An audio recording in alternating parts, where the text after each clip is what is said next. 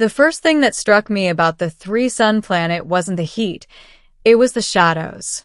3 blazing stars hung at different angles in the sky, each casting its own version of me across the pale, crystalline ground. I stood at the edge of the landing ramp, suit seals hissing softly, watching my shadows overlap and separate like lives I might have lived but hadn't.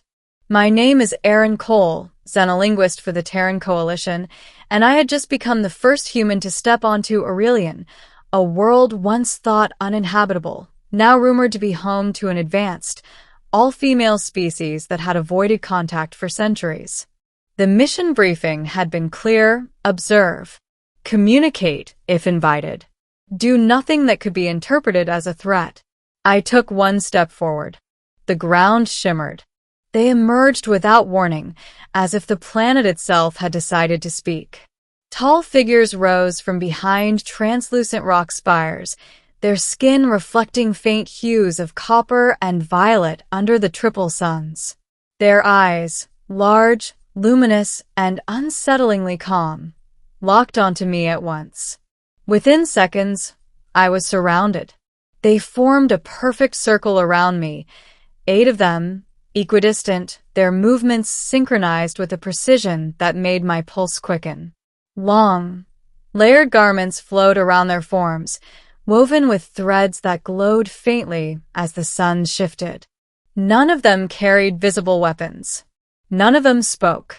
I raised my hand slowly, palms open, just as training dictated.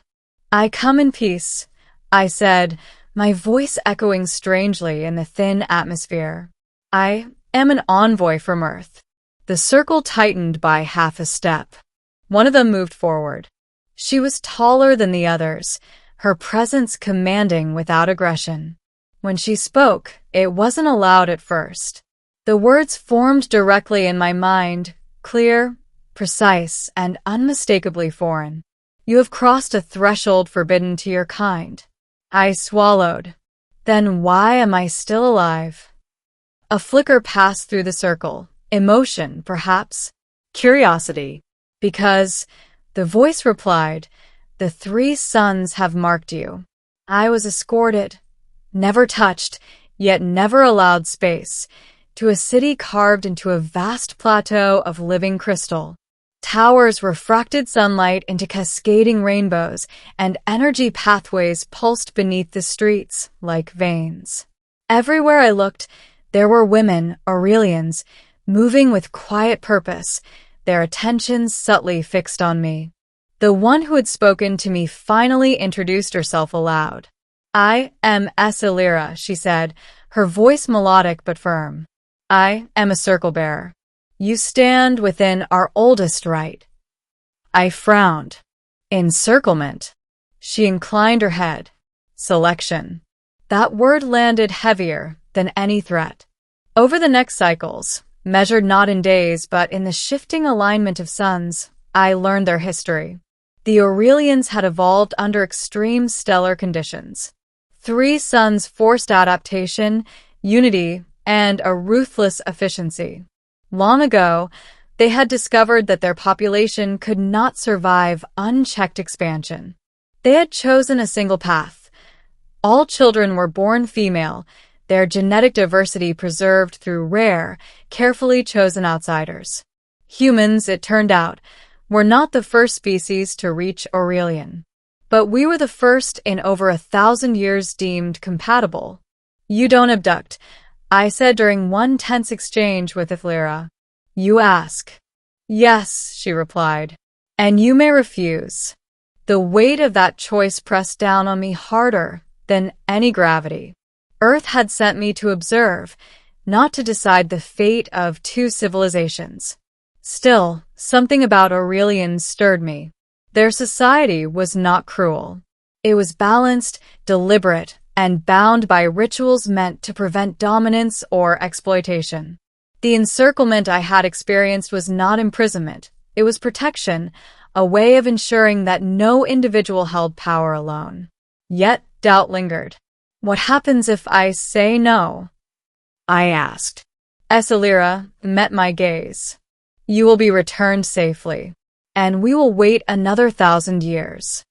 The middle cycle brought a crisis neither of us anticipated. One of the suns, the smallest and most volatile, began to destabilize. Aurelian's energy grids faltered as stellar radiation spiked beyond predicted thresholds. The city trembled. Crystalline structures cracked, releasing blinding light. I watched as the Aurelians moved instantly into coordinated response, their unity flawless. Still, it wasn't enough. Their technology had been designed to endure 3 stable stars, not chaos. "You need help," I said, activating my suit's transmitter. Earth's stellar modeling could. Acelera shook her head. "Your people are too far." "But I'm here," I insisted. "And I know systems you don't. Let me try." For the first time since I arrived, hesitation rippled through the circle. Finally, Acelera nodded. They brought me to the core, a vast chamber where energy from all 3 suns was harmonized. I worked alongside them, translating Terran equations into Aurelian logic, bridging 2 sciences that had never met. Ours blurred into brilliance and heat. When the final adjustment locked into place, the unstable sun settled, its flare diminishing into a controlled glow. Aurelian survived. The circle encircled me again afterward. Not as guards, but as witnesses. "You did not have to stay," Acelera said quietly. "I know," I replied. "I chose to." The final cycle arrived with the rare convergence of all 3 suns at the zenith, a moment the Aurelians called the balance hour. Acelera led me to the plateau, where I had first landed. The air shimmered with energy, and the entire city watched from afar. "The circle has decided," she said. "But the final choice remains yours."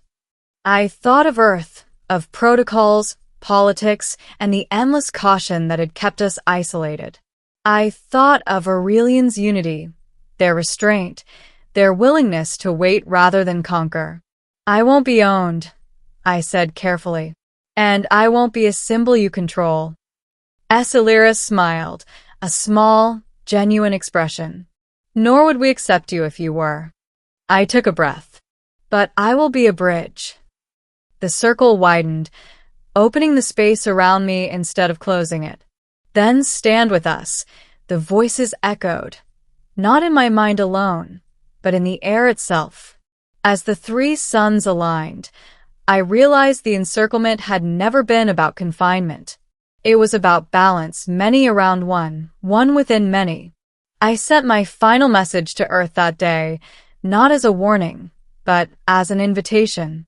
The 3 suns of Karzun were setting for the first time since my arrival. I didn't know it then, but the planet was changing its orbit, slowly, deliberately, because of me. Because of us. I stood at the edge of the crystalline plateau, the air shimmering with gold and violet light. Behind me, the AlienWomen who had once surrounded me as strangers now stood as allies, guardians, and something far more complicated. Their eyes, some glowing, some reflective like polished stone, were fixed on me with an intensity that still made my chest tighten. The matriarch stepped forward. Her voice, no longer echoing in my mind but spoken aloud, was calm and final. "You may leave now, human," she said. "The bond has stabilized. Your species will survive without our intervention. The gateway will open for one cycle." The words hit harder than any weapon. I turned toward the horizon where the gateway shimmered faintly, a wound in space that led back to Earth, back to gravity I understood, skies with one sun, and a life that no longer fit me the way it once had. "And if I stay?" I asked. The AlienWomen shifted. Some lowered their eyes. Others stepped closer. "Then," the matriarch said, "you will no longer belong to where you came from. Your blood has already changed. Your mind is already shared. You would become something new, something this world has not seen since the first convergence." I looked at my hands. They no longer trembled. The faint luminous veins beneath my skin pulsed in time with the planet itself. I could feel Karzun breathing. I could feel them, their thoughts brushing against mine like distant stars.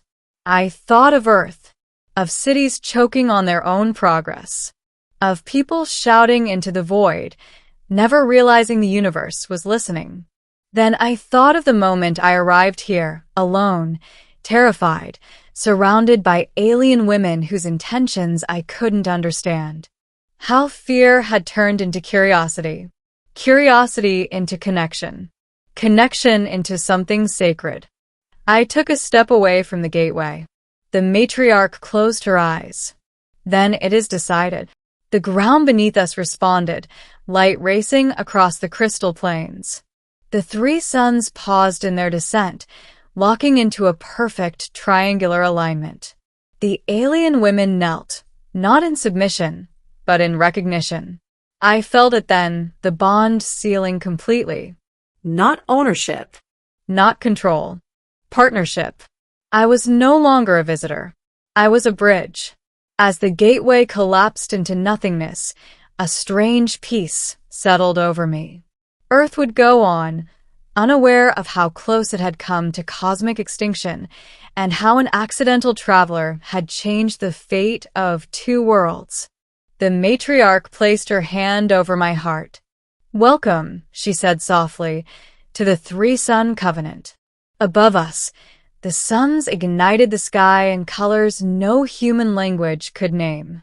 And for the first time since leaving my home planet, I knew with absolute certainty I had finally arrived.